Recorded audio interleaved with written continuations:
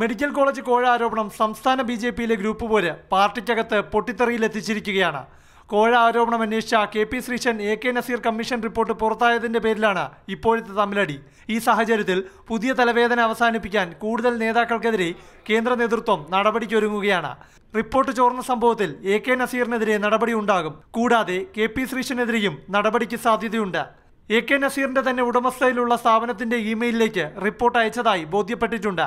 കോഴ വിഷയവും റിപ്പോർട്ട് ചോർച്ചയും പരിശോധിക്കാൻ കേന്ദ്ര നേതൃത്വം നിയോഗിച്ച സഹസംഘടനാ സെക്രട്ടറി ബി.എൽ. സന്തോഷ് മുൻപാകെ വി. മുരളീധരൻ പക്ഷവും പി.കെ. കൃഷ്ണദാസ് പക്ഷവും പരസ്പരം പരാതികൾ ഉന്നയിച്ചിട്ടുണ്ട്.